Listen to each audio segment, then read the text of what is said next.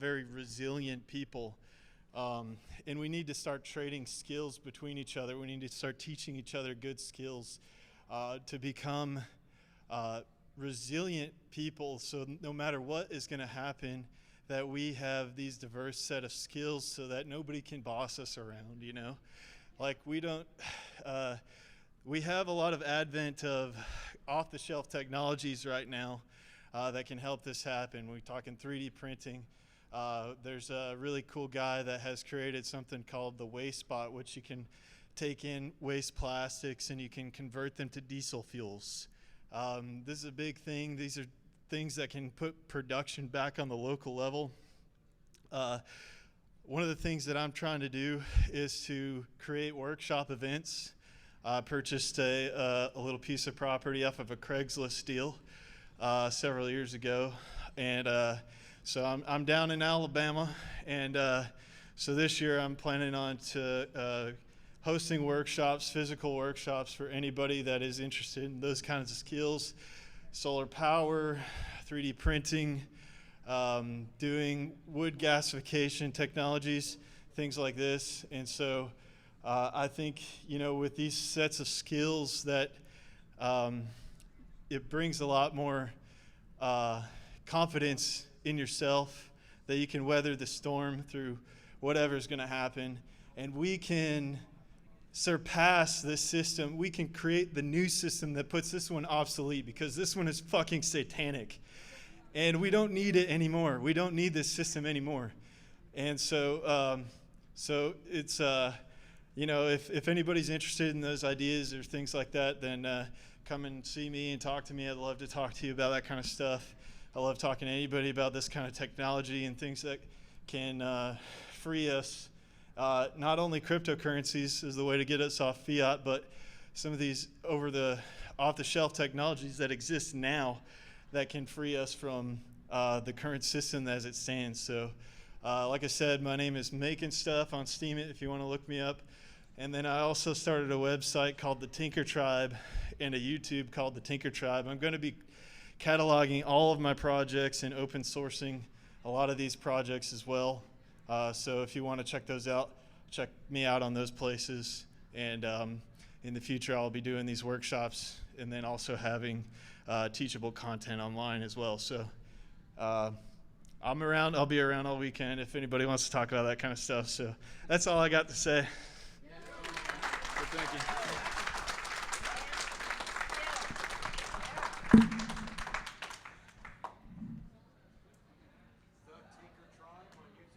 The Tinker Tribe, it's all one word. Yes, sir. Yep. Okay, this is empty. Oh, Yeah, thanks. very good. Appreciate it. I think that's it. If anybody else wants to come up, What? see what time is it? So 3D printing, you can 4:30. Yeah, we're create physical absolutely. items using plastics. All right. So if you're using Hey, my name is Jason Ross. I have a website, Essence of Anarchony, and a radio show where I play freedom, truth, love, anarchy, natural law style music. But I was thinking about critical thinking the other day and how we all can develop our own critical thinking skills. And one area of the truth community that seems like is greatly lacking those skills, and I don't really want to, come down too hard on them, is the flat earthers. And you hear people in the flat earth community talking about just observe your surroundings. And that tells you that the earth is flat. A cup of water, it stays flat. We're spinning throughout the sky. I don't feel the sky spinning. But there's other ones that you can use to see that the earth is round. That would be take a balloon, rub it on your head, sprinkle some dust on it. The dust will stick to the bottom of the balloon even if you turn it over. Electrical charge, keeping it on. You can also put a cup of water in your car and drive down the road at 100 miles an hour. If you stay at that 100 miles an hour, the water will stay flat. Also, you could pour some water on a balloon, and not enough. It'll stick to the bottom till enough of it gets on there to drip off. You look at the moon, when the shadow hits it, there's a curve to it. So that would make me think that the moon is round. And if the moon is round, why wouldn't the Earth also be round?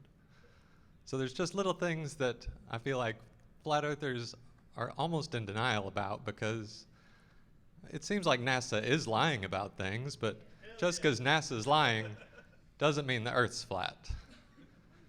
I think personally what NASA's lying about is the electrical nature of the universe, like Nikola Tesla was talking about.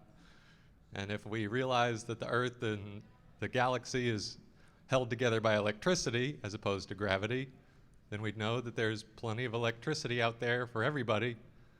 And we could work to get off this electric control grid, because we'd know, why am I going to pay for what's just constantly sparkling all around me? All right. Thank you.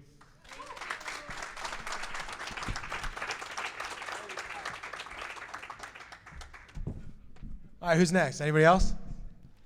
Hey, come on up. I like the enthusiasm. What's your name, man? Scott. Everybody give Scott a round of applause. How you doing, bro? Nothing bad. Thank you. It's been a very busy year for me, getting ready to release some upcoming things that have to do with anarchy and the freedom, truth, and justice movements. One of the things that I've been able to, one of the things that I think I can offer the movement has to do with inner work. And you've probably heard people like Mark Passio and some other guys, Michael Tessarian, really emphasize how badly this is needed. And we have what's called the outer work, and that's what we're doing here. And we also have what's called the inner work. And if we don't keep those two things in balance, then we may reach a little bit of a limit in how effective we are or how much we can reach without doing that inner work and getting past our ego differences and things like that, which lead to division in the movement and things like that. So there's a lot of things I could talk about in my 3 minutes, but I thought I would share some interesting background, because my personal contribution to the inner work has to do with something you've probably heard of, Dianetics and Scientology. I was in the cult for 16 years. And I'm a trained intelligence agent.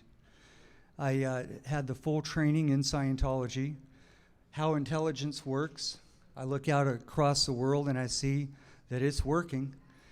And I know the methods that they use. And I have been a whistleblower about those methods for a long time. And it's a good thing, but I'm moving on, because what's needed even more is this, what it is that entices people into Scientology. You've probably seen the Leah Remini show and things like that, and people get in that and mortgage their house and spend their life savings and sign away the rest of their life. Why do they do that? And they're very intelligent people too. I'm going to tell you why in just a few, one sentence or less. There's an effective therapy there, an effective inner work. And I'm going to give you a little bit of history as to why you have never heard about that inner work unless you've gotten involved in some way in this.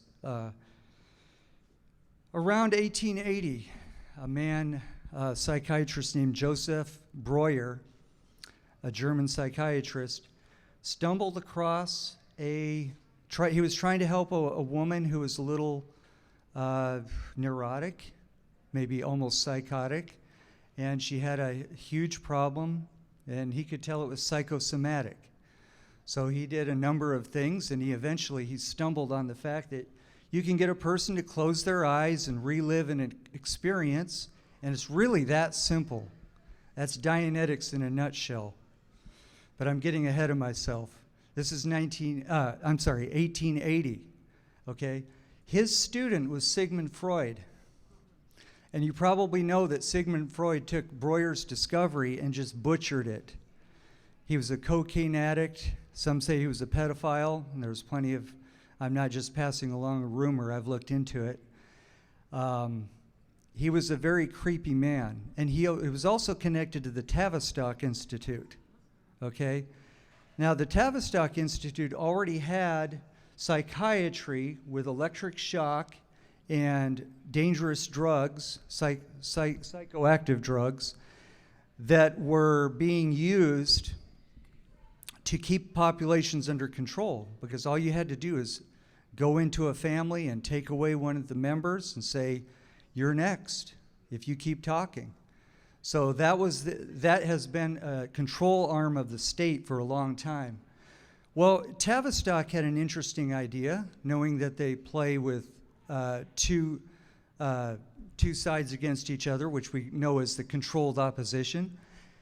And so they wanted to introduce these effective techniques that were actually being used on soldiers. In fact, just a few weeks ago, I stumbled accidentally on a documentary where they were showing, it was an army movie, World War II, and these men had been traumatized. They had PTSD to the extent that they could not function.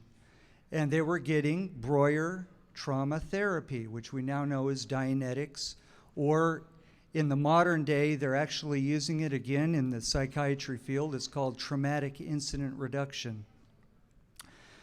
I'll finish up pretty quick because I know my time's running out, but one of the students of Sigmund Freud, we're getting into Scientology now, was Commander Snake Thompson, and he was a U.S. naval intelligence officer who had done some work in Japan, in China, for the Navy. And if you've ever researched into naval intelligence, you know that it's the top.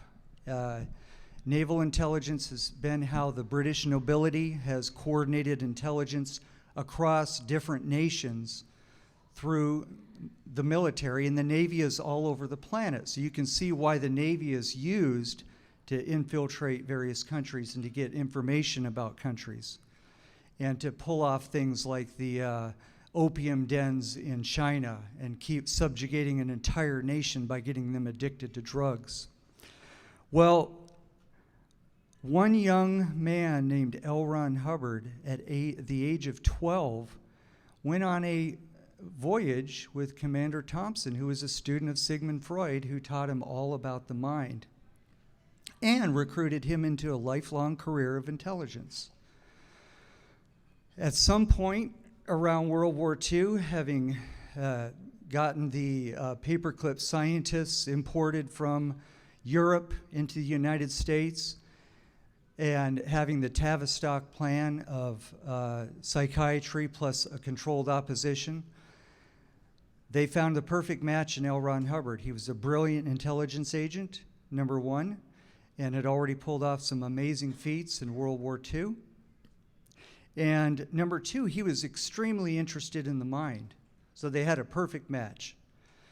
So they gave him, and I'm speaking a little speculatively now because all of these things are hard to document, but I'm going to give you a website by the end of this if you're interested in more documentation. A very good researcher that's uncovering these things. Otherwise, I wouldn't be able to tell you. This research went into, from wherever it came, some of it World War II, some of it Tavistock, and some of it Freud and Breuer, was passed on to L. Ron Hubbard, and he wrote Dianetics in 1950, right after World War II, right as the CIA was revving up its operations. And by 1954, the CIA had 2 or 3 cults in operation, and Scientology was one of them. So I'm going to give you wrap things up. I just thought that would be a very interesting introduction to this subject, because by doing what they did, they sequestered an effective trauma therapy technology from humanity. If you want that trauma therapy technology, up until recently, you had to join a cult. You had to join a religion. You had to profess a religion. And that's exactly what I'm doing with my project, Free Scientology, is to try to separate that from the cult, from the religion, and create an effective trauma therapy and philosophy-based therapy, which is Scientology. They're different, but they're similar. They're both done in a session with a therapist, but one of them, Dianetics, is simply closing your eyes and reliving a trauma until that trauma is erased. And Scientology is basically looking at different areas of the mind, like problems or guilt or various specific areas, and going over those and getting a release that's similar to the release that you would get from trauma, only it's very extremely helpful in raising IQ and raising your analytical awareness. So I'm going to wrap things up. I apologize for going over time. The website for those who want to get into the history of this, mikemclowry.wordpress.com. Highly censored on Facebook. I just got off a seven-day ban for slipping one of these through by breaking up the address. McLowry is spelled McClaughry, and it's mikemclowry.wordpress.com. That's the basic history, way more than what I've given you in just the 3-minute. And my own website, which has links to my materials, freescientology.us. Now, just to wrap up, I just wanted to say that I'm going to be working on networking with people who are interested in doing the inner work. And I have no particular, in other words, I'm not a missionary for Scientology or Dianetics. I know that it's not for everyone, even if it is stripped of the religious context. There are other similar therapies that are very helpful. EFT, emotional freedom technique, is one. Mindfulness, which takes the positive elements of Buddhism and has you meditate on getting through these traumas through mindfulness, and several others that I'm looking into. So thanks very much for listening, and take care.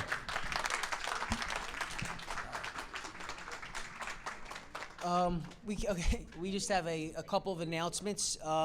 For anyone who has purchased a ticket for the speaker dinner that's tonight, please find Carmen or go to the front and let them know what your actual meal is. If not, you're all just getting vegan. The people who purchased online, they already picked. It's the speakers Oh, who need to let sorry, speakers then. speakers who we are copying. Tell Yeah, them any speakers that would like to eat tonight, let us know what it is. And by the way, anyone who hasn't purchased a dinner, if you want to, you can look at our website at Anarchadelphia.com, and it has all our meal options and things like that. We have a little bit more time. Does anybody else have anything that they want to say? No? Okay, then we're going to probably adjourn for like 5 minutes and then have, or 5 to 10 minutes, and have Benny Wills open us back up. So, all right.